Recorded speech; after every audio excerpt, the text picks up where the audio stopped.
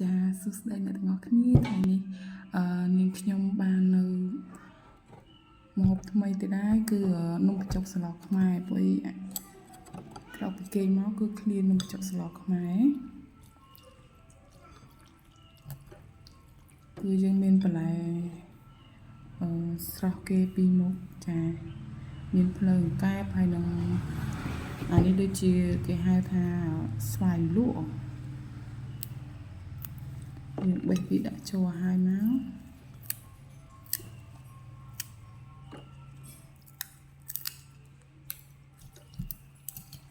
ចានំបញ្ចុកមុនញ៉ាំយើងច្បល់វាសិន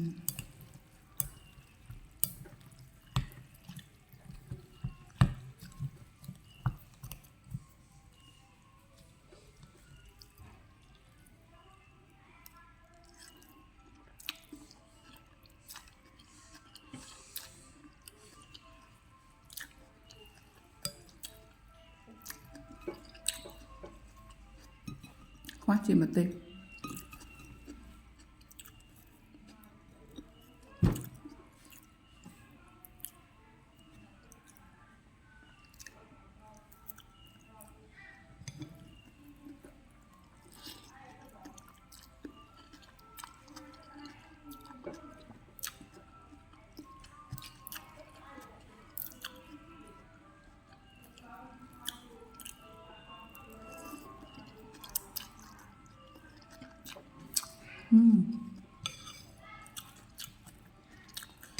nhắm tay môi tới chuyện mặt hiện bài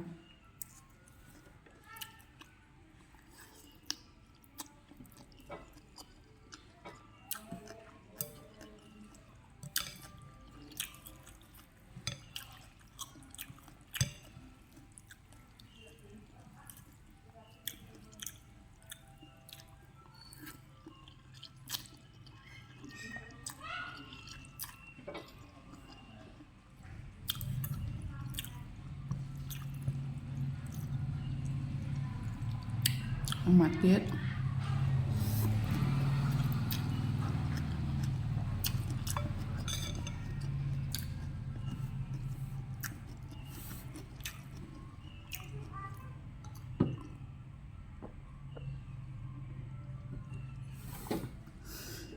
chạy này chả bye bye